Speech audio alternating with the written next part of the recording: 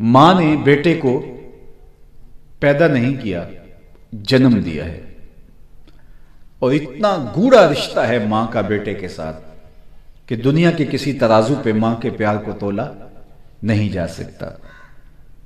وہ ابھی دوست ملے تو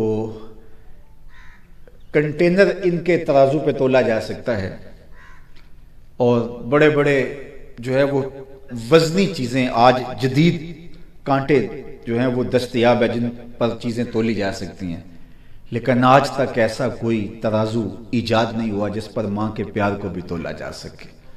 ماں کی محبت کا رنگ ہی نرالا ہے، سمندر کی پاتال تک تو شاید کوئی پہنچ گیا ہو، لیکن ماں کے پیار کا کنارہ آج تک کسی کو نہیں ملا۔ ماں جب بولتی ہے تو اس کے لہجے میں جبریل بولتا ہے، ماں جب مسکراتی ہے تو لگتا ہے جنت کی ساری کلیاں کھل اٹھی ہیں، اس کے سینے میں وہ درد، وہ درک، وہ محبت، وہ چاہت، وہ پیار رکھ دیا گیا۔ ایک شاعر ہوا تابش، اس نے تو قلم توڑ دیا، ایک مدت سے میری ماں نہیں سوئی تابش، میں نے ایک بار کہا تھا مجھے ڈر لگتا ہے، کہا میرے منہ سے نکلا تھا امی مجھے رات کو ڈر لگتا ہے، میں بوڑھا بھی ہو گیا ہوں، میری ماں اب بھی میرے بستر پہ پھونکے مار کے سوتی ہے کہ میرے بیٹے کو کہیں ڈر نہ لگا ہو۔ ماں کو اولاد سے اتنا پیار کیوں ہے؟ دکھ جی لیتی ہے، تکلیفیں سہ لیتی ہے، اولاد کا پیٹ پالنے کے لیے غریب مائیں کسی کے گھر کے برتن بھی مانجنے پڑیں تو گریز نہیں کرتی۔ اتنا پیار ماں کو کیوں ہے؟ آپ سب کا ایک جواب ہوگا، اس لیے کہ ماں نے جنم دیا، تو جس نے جنم دیا ہے اس کو اتنا پیار ہے، تو جس نے خلق کیا ہے اس کو کتنا پیار ہوگا۔ ماں نے جنم دیا ہے، تخلیق نہیں کیا، تو جنم دینے والی کو اتنا پیار ہے، تو جس نے خلق کیا ہے اس کو کتنا پیار ہوگا۔ تو جنم دینے والی کے حقوق ادا نہیں ہو سکتے، ساری زندگی بھی خدمت کرتے رہو۔ ایک شخص حضور کی خدمت میں حاضر ہوتا ہے اور عرض کرتا ہے کہ میں اپنی ماں کو اپنے کندھوں پہ اٹھا کے ایک لمبا سفر کیا، حج کا موقع تھا، اور اتنی شدت کی گرمی تھی، اگر گوشت کا ٹکڑا پتھر پہ ڈال دیا جاتا تو اس گرمی کی شدت سے وہ بھن جاتا، اور میں اپنی ماں کو اپنے کندھوں پہ اٹھا کر کے جو ہے وہ حج کروایا ہے، تو کیا میں اس کے احسانات کا بدلہ دے دیا؟ تو میرے حضور نے فرمایا تیری ولادت کے وقت جو اس نے تکلیف سہی تو اس کے ایک جھٹکے کا بدلہ بھی نہیں دے پایا۔ تو ماں اولاد کے ذمے جو ماں باپ کے حق ہیں وہ ادا نہیں ہو پاتے، تو اتنے حق ماں باپ کے ہیں جنہوں نے جنم دیا، تو پھر جس نے خلق کیا، تو بندہ کتنا نکما ہے جس کو توفیق سجدہ بھی نصیب نہ ہو۔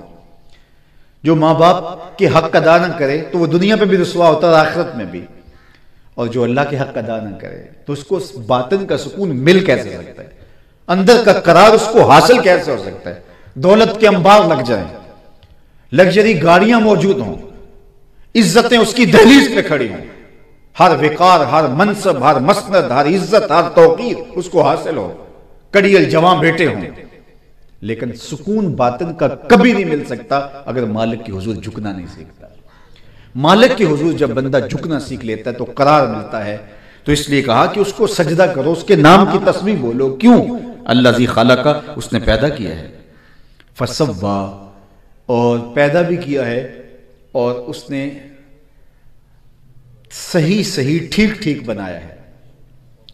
اگر وہ پیدا کر دیتا اور اعضاء میں توازن ہی نہ ہوتا، دو ٹانگوں میں ایک ٹانگ کا تھوڑا سا سائز چھوٹا ہو جاتا، 6 فٹ کا جوان کیسے لنگڑا کے چلتا، دو آنکھوں میں ایک آنکھ کا سائز چھوٹا کر دیا جاتا، زبان کے کچھ پرزے کم کر دیے جاتے، کیسی لکنت ہوتی، ما فی الضمیر بیان نہ کر پاتا، سب کچھ ٹھیک ہوتا، رنگ بھی نکھرا ہوا ہے، اعضاء بھی خوبصورت ہے، آنکھیں بھی نرگسی ہیں، ناک بھی خوبصورت ہے، چوڑی پیشانی ہے، کشادہ بازو ہیں، قد رانا ہے، سرو قامت دکھائی دیتا ہے، لیکن دماغ کے کچھ پرزے ڈھیلے ہو جاتے تو قمیض کے پیچھے گھر کا ایڈریس لکھا ہوتا کہ جس کو ملے اس نمبر کے گھر پہنچا دے۔ تو کہا کہ اس نے صرف پیدا کر کے نہیں چھوڑا، فسوا، اس نے ہر شے کو ٹھیک بنایا ہے، تمہیں سوچنے کی طاقت دی، تمہیں بولنے کی قوت دی، تمہیں سماعتوں کا جمال دیا، تمہیں پکڑنے کی توانائی دی، تمہیں چلنے کا نور دیا، نظام تنفس سے لے کے نظام انہضام تک، تمہارے دل دماغ، تمہارے اعضائے رئیسہ، تمہاری زندگی کا ایک ایک جمال اس نے برقرار رکھا. فسوا، اس نے تسویہ بھی کیا، ہر چیز کو اعتدال کے مطابق رکھا. والذی قدر فہدی، اور وہ اللہ جس نے ہر چیز کی ایک مقدار مقرر کی. وہ آج کل وہ چلتا ہے نا کہ یہ لیول اوپر ہو گیا اور یہ لیول نیچے ہو گیا، بلڈ میں اور دیگر جو ہے وہ تھوڑا سا اوپر نیچے ہو جائے تو زندگی کا سارا لف و نشر غیر مرتب ہو جاتا ہے اور زندگی عذاب بن جاتی ہے. کہا اس نے ہر چیز کی ایک مقدار مقرر کی ہے. تمہارے اندر کیا، کہاں کتنے سیل ہونے چاہیے، کہاں کیا ہونا چاہیے، اس نے ہر چیز کا ایک معیار مقرر کیا ہے. اور وہ توازن ہی جمال ہے، وہ توازن ہی صحت ہے، وہ توازن ہی زندگی ہے. دل کی دھڑکن، اس کی رفتار زیادہ ہو گئے، پھر بھی تم بیماری کی آغوش میں چلے گئے اور بالآخر موت تمہارا انجام. اور اگر دھڑکن کم پڑ گئی تو پھر بھی زندگی مفلوج. تمہارے دیگر اعضاء کا یہی معاملہ ہے. تو کہا فہدا، پھر اس کے بعد اس نے ہدایت کا چراغ بھی دیا. یہ وہ بات ہے جو حضرت انسان کو جھنجھوڑتے ہوئے کہا کہ دیکھ تیرے اوپر اس کے احسانات کتنے ہیں.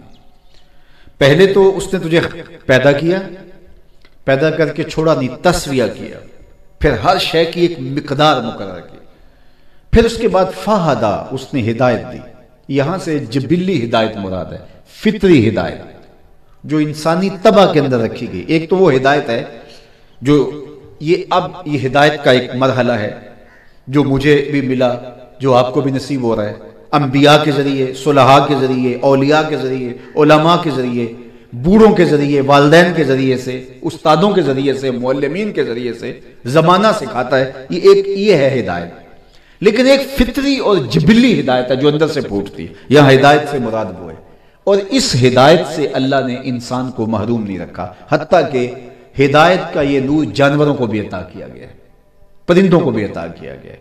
امام سلفی کی طوریات پڑھ لیجئے، ایسے ایسے عجیب و غریب واقعات ملیں گے. میں آپ کی مثال سناتا ہوں آپ کے روزمرہ کی، کہ آپ نے کبھی دیکھا کہ یہ مرغی جب کڑک بیٹھ جاتی ہے اور وہ احتجاج کرتی ہے کہ میں اب انڈے نہیں دوں گی، میں اب جو ہے میرے نیچے انڈے ڈالو، میں اب انڈے سینچوں گی اور بچے نکالوں گی، تو اس کے نیچے انڈے ڈال دیے جاتے ہیں.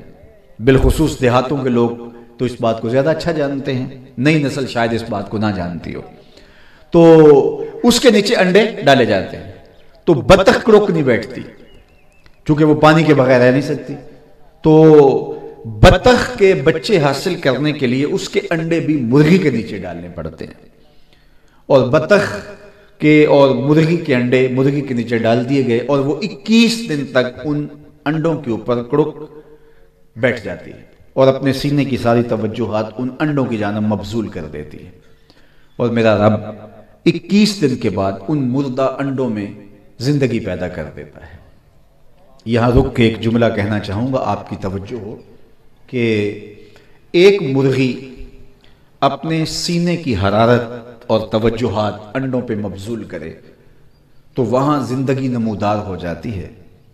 اور اگر ایک شیخ کامل اپنے مرید کے بیضہ دل پہ توجہ دے تو وہاں آثار حیات کیوں نمودار نہیں ہو سکتے. 21 دنوں کے بعد انڈے ٹوٹنے لگے تو نتیجہ بالکل فطرت کے مطابق نکلا. بطخ کے انڈوں سے بطخ کے بچے اور مرغی کے انڈوں سے مرغی کے بچے. اب بطخ کے بچوں نے تو اپنی ماں دیکھی نہیں، جو سمجھنا ہے سیکھنا ہے وہ مرغی سے ہی سیکھنا ہے. اور 4 دن گزرے. پہلے تو گھر والوں نے مرغی کو بچوں سمیت گھر سے باہر نہیں جانے دیا، لیکن جب تھوڑے سے قوا مضبوط ہوئے اور مزاحمت کی قوت پیدا ہو گئی تو انہوں نے مرغی کو بچوں سمیت باہر نکال دیا.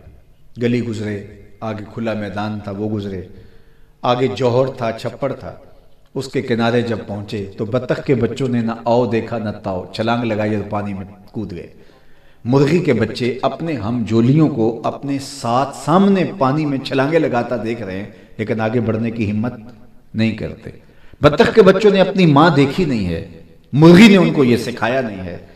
تو بطخ کے بچوں کو کس نے بتایا کہ یہ تمہارا بازیچہ ہے، تمہارے تیرنے کی جگہ ہے؟ اور مرغی کے بچوں کے پاؤں کس نے باندھ دیے؟ والذی قدر فہدی، وہ رب ہے جس نے ہر شے کے سینے میں ہدایت کا چراغ روشن کیا.